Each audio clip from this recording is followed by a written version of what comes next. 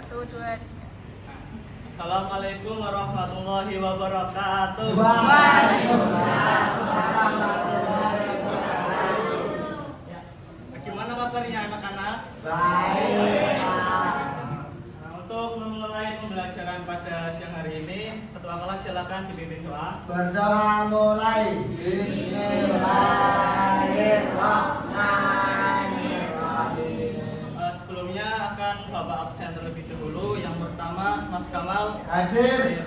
Mas Arsyid hadir, Mas Noval, Mbak Miratul hadir semua ya. Bapak mau bertanya terlebih dahulu. Kemarin kita belajar tentang apa anak-anak? Tentang Najis. Kemarin kita belajar tentang sholat fardu 5 waktu ya. ya. Jadi sholat fardu itu kurang afdol kalau tidak dilakukan secara bersama-sama atau berjamaah. Nah, maka dari itu untuk pertemuan kali ini kita akan belajar bersama tentang sholat berjamaah.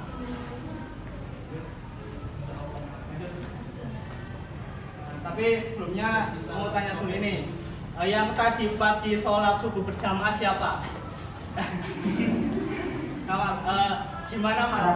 Ada. Pesannya ikut sholat subuh berjamaah bagaimana? Imamnya sore Mas Arsyid.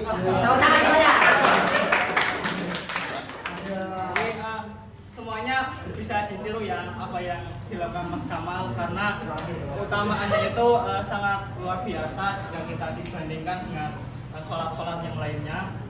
Yang penting kita itu niat dulu ketika akan ikut berdoa, kita niat nanti subuh mau ikut sholat berjamaah. Nah, insya Allah bangun, kalau enggak ya yang penting sudah niat. Yang pertama yang mengenai pengertian, apa itu sholat berjamaah? Nah, sholat jamaah itu sholat yang dilakukan antara 2 orang atau lebih, di mana salah satunya menjadi imam dan yang lainnya menjadi makmum. Paham ya? Paham. Lanjut yang kedua mengenai dasar hukum dari sholat berjamaah. Nah, ini ada Quran surat An-Nisa ayat 102. Yang mau baca? Saya. Siapa yang mau baca? Saya. Sama, ya silakan. Atas. Weda kunta fihim fa'amana tawur sholata faltahum ta'ifatun minhum ma'ak. Maka dan apabila kamu berada di tengah-tengah mereka, sahabatmu lalu kamu hendak mendirikan sholat bersama-sama mereka. Quran surat An-Nisa 102. Jadi sholat berjamaah itu menurut para ulama itu ada yang berbeda pendapat ya. Ada yang mengatakan bahwasanya sholat berjamaah itu sunnah muakkad, sunnah saja, dan ada yang menghukumi mubah. Yang kedua juga ada hadis dari riwayat Bukhari, yaitu sholat jamaah afdalu min sholat pribadi bisabin wa isrina. Artinya sholat jamaah itu lebih utama daripada sholat sendiri karena akan mendapatkan pahala yang lebih besar, yaitu sebesar 27 derajat. Kemudian ada syarat sahnya imam dan makmum. Nah, syarat sahnya imam terlebih dahulu. Yang pertama harus beragama Islam. Kalau non Islam ya sudah pasti tidak boleh, sholat saja tidak. Yang kedua tidak hilang akalnya atau gila. Yang ketiga mumayyiz. Nah, siapa tahu apa itu mumayyiz? Nah, betul Mas Samar. Mumayyiz itu seseorang yang sudah balik dan dia mampu membedakan mana yang hak dan mana yang batil. Yang keempat itu tidak punya hadas besar maupun kecil. Yang terakhir sang imam itu bacaannya dinilai lebih bagus dan mengetahui rukun-rukun di dalam sholat. Nah, yang kedua ada syarat sahnya makmum. Yang pertama harus niat terlebih dahulu ya, karena niat itu utama ketika kita akan melakukan suatu perbuatan. Islam sama, yang ketiga juga sama, tidak jalan akal, keempat mumayyiz, kelima posisi makmum itu tidak boleh lebih maju dibandingkan imamnya. Yang ke berapa itu? 6 ya, 6 makmum dapat memperhatikan bacaan, gerakan dan perbuatan imamnya, kecuali jika jumlah jamaahnya itu banyak. Nah, maka sang makmum itu bisa membuat sampingnya atau makmum yang lainnya untuk perantara. Yang terakhir mengikuti gerakan dalam setiap gerakan dari awal hingga akhir. Dan ini posisi imam dan makmum pada saat sholat berjamaah. Ini saya cantumkan posisi makmum ya, karena posisi imam sudah pasti ada di depan. Pertama, apabila makmum tersebut terdiri dari satu orang laki-laki saja. Nah, bagaimana posisinya? Nah, posisinya ketika sang imam berdiri, nah kemudian makmum laki-lakinya berada di samping kanan. Misal makmum di sini, nah kemudian imam di sini, makmumnya ada di samping sebelah kanan. Jaraknya tidak usah terlalu jauh, mungkin selama tumit tidak melebihi dari tumitnya imam. Yang kedua, apabila terdiri dari laki-laki dan perempuan, ini sama ya, yang laki-laki di belakang imam, nah sedangkan perempuan ada di belakang dari makmum laki-laki. Yang ketiga, apabila makmum terdiri dari orang laki-laki dan anak kecil, ini membuat satu baris di belakang imam sama. Yang keempat, apabila makmum terdiri dari perempuan ataupun jamaah perempuan. Nah ini syaratnya kalau jamaah perempuan itu tidak boleh lebih dari 3 hasta. 3 hasta itu ini ya, tangan dari ujung sampai sikut. Yang terakhir, makmum terdiri dari seorang laki-laki, anak kecil, perempuan maupun jamaah perempuan. Posisinya yang laki-laki dewasa, seorang laki-laki dewasa ada di belakang samping kanan imam, belakang ya. Kemudian yang jamaah anak kecil di samping kiri atau kanannya makmum, sedangkan jamaah perempuan yang ada di satu baris makmum laki-laki. Itu. Paham ya? Ya, nah ini antara makmum masbuk dan makmum muafiq. Yang pertama, kita akan belajar dulu terlebih dahulu tentang makmum muafiq ya, agar dapat memahami apa itu makmum masbuk. Nah, kalian sudah tahu apa itu makmum muafiq? Jadi makmum muafiq itu makmum yang mendapatkan waktu yang cukup untuk membaca surah Al-Fatihah. Nah, itu disebut makmum muafiq. Nah, sedangkan makmum masbuk itu kebalikan dari makmum muafiq. Itu sang makmum tidak mendapatkan waktu yang cukup untuk membaca surah Al-Fatihah. Nah, contoh dalam kasus salat berjamaah, mungkin kita itu ya sering menemui ataupun sering melakukan makmum masbuk dan makmum muafiq ini. Bagaimana hukum antara keduanya? Nah, mari kita bahas bersama yang makmum masbuk ini. Karena makmum masbuk ini sering kita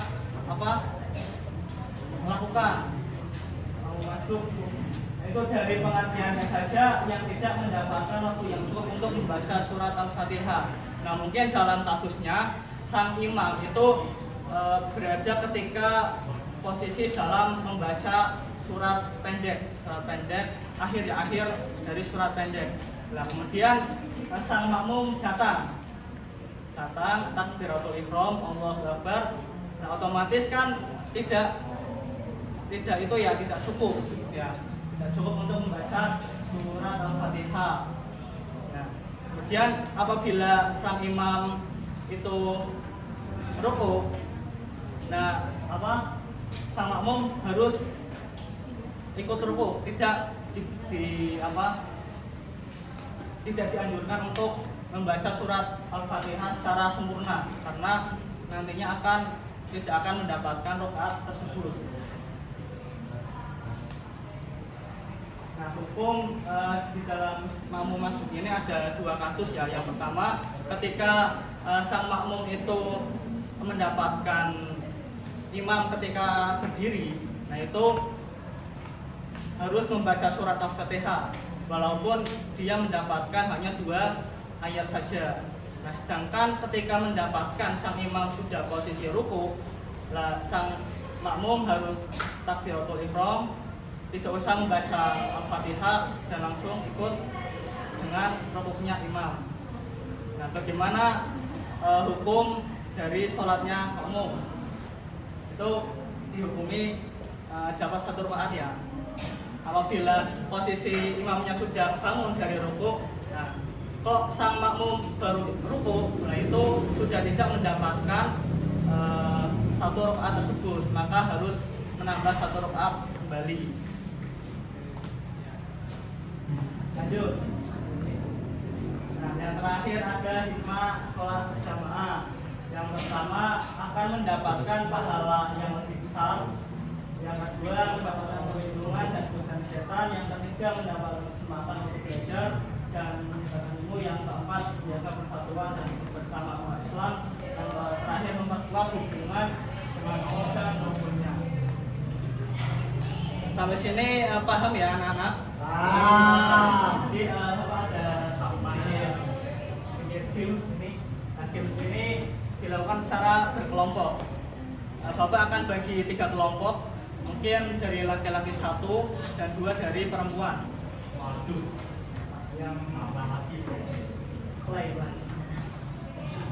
Yang perwakilan dari kelompok laki-laki, ayo, Abizia. Ayo, siap.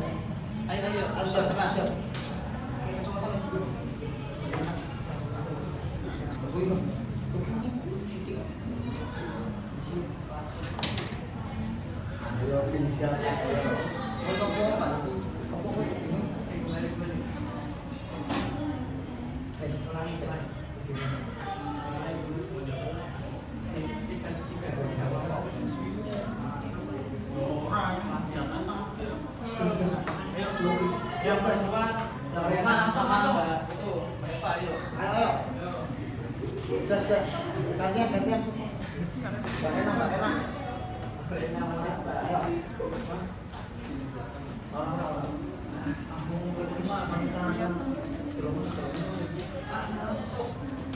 Jadi yang 1 dari kelompoknya Mas Abisa, yang kedua dari kelompoknya Mbak Ariana, dan yang ketiga dari kelompoknya Eva.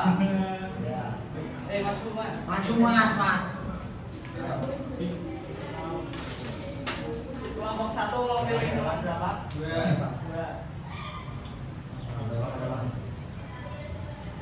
Ini kelompok 1 pergi ke peringkat pertama ya.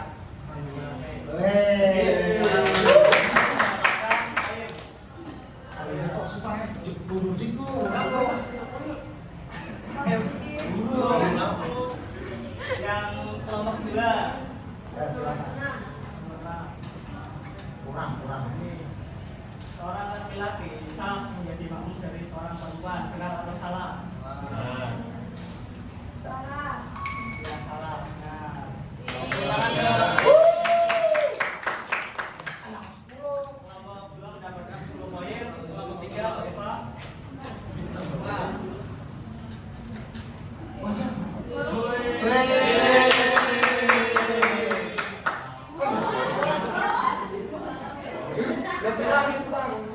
Kecil kurang nggak ya? Dari lagi ke kelompok 1.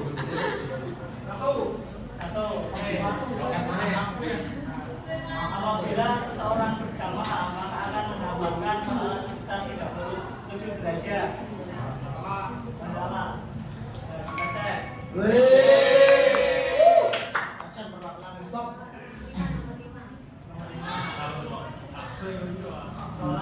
terdiri dari imam dan makmum sholat berjamaah. Ya apa? Betul urusan. Ya, untuk Mau pilih nomor berapa? Oh, tinggal satu ya. Aduh, saya ikut. makmum laki-laki mengingatkan imam yang lupa dengan mengucapkan bacaan tasbih.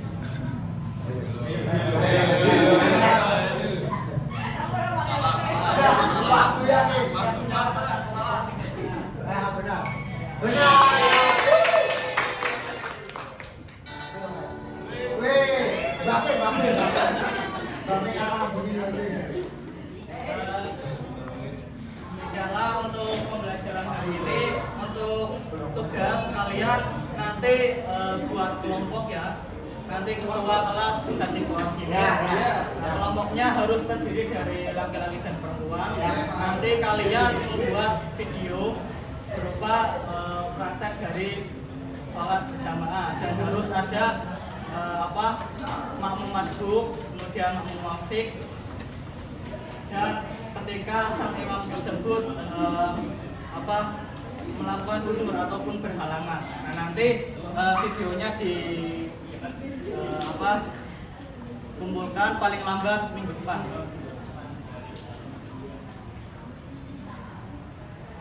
Dari teman-teman ada yang mau menyimpulkan dari pembelajaran kita hari ini? Sholat berjamaah. Sholat berjamaah. Ada imam dan juga ada makmum yang mendapatkan 27 derajat. Benar kan? Ya. Itu lebih baik kita melaksanakan sholat dengan berjamaah. Ya, betul Mas. Oke, ya. Oke, tepuk tangan buat saya. Demikianlah materi pembelajaran pada siang hari ini. Mari kita tutup bersama dengan bacaan hamdalah. Alhamdulillah. Dan wassalamualaikum warahmatullahi wabarakatuh. Waalaikumsalam.